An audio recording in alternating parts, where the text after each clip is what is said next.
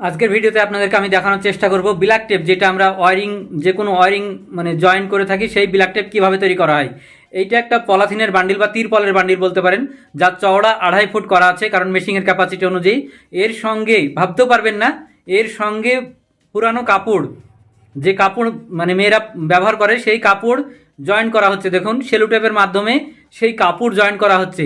আমরা এইটুকু জানি না যে যখন রোল হয়ে থাকে ব্ল্যাক টেপের, তখন আঠা কেন দুই দিকে লেগে থাকে না। দেখুন তার কারণ, যেদিকে কাপড় দেওয়া আছে সেই তলাটাতেই আঠাটা লাগবে, যেদিকে তিরপল আছে সেদিকে আঠা লাগবে না। এটা হলো মেন প্রসেস। এই চলতি অবস্থায় যখন এক রোল থেকে আরেক রোল যাচ্ছে, তল থেকে সেখানে ফেভিকল আঠা, ওই ধরনের টাইপের একটু উন্নত মানের আঠা লাগিয়ে দেওয়া হচ্ছে। আঠাটা অত্যন্ত পরিমাণ যেন না হয়ে যায়, তার জন্য সেখানে আবার তাকে পরিষ্কার করে পরিমাণ মতো রেখে দেওয়ার জন্য একটা সিপটি লাগানো আছে। সিপে নিচ্ছে চলতি অবস্থায় 7 থেকে 8টা ফ্যান লাগানো আছে, গ্যাস ফ্যান লাগানো আছে দ্রুত ঠান্ডা করার জন্য। যখন রোলিং হবে তখন যেন একটার সঙ্গে মানে আরেকটা লেগে না যায়, দ্রুত দুই দিকে লেগে গেলে তাহলে আর কাজ করবে না টেপে। যে কারণে এইভাবে তৈরি করা হয়েছে। চলতি অবস্থায় বাতাসের মাধ্যমে দ্রুত ঠান্ডা করে একটা রোলিং থেকে উবলিয়ে আরেকটা রোলিংয়ে জড়ে যাচ্ছে।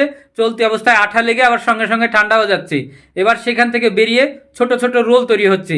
সেই রোলগুলোকে দেখুন কিভাবে এখানে রোলিং তৈরি হচ্ছে। এই রোলগুলোকে আবার মেশিনে সেট করা হবে।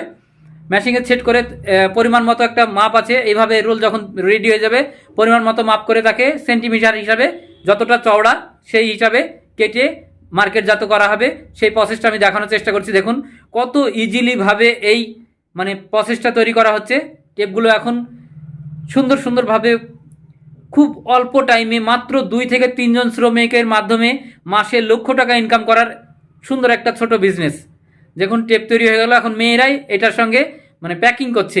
একটা করে পোস্টার লাগিয়ে এটাকে প্যাকিং করে শুকিয়ে ফেলবে ডাই মেশিন দিয়ে, যা হটগান বলতে পারেন, হটগান মেশিন দিয়ে এটাকে মানে লেবেলগুলোকে শুকিয়ে ফেললো।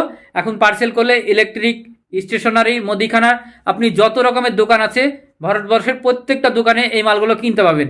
কেনার জন্য কেউ আপনাকে না করবে না, যে দোকানে যাবেন কেউ আপনাকে খালি হাতে ফেরত দেবে না। থ্যাংক ইউ ভিউয়ার্স, খুব সুন্দর একটা ছোট বিজনেস।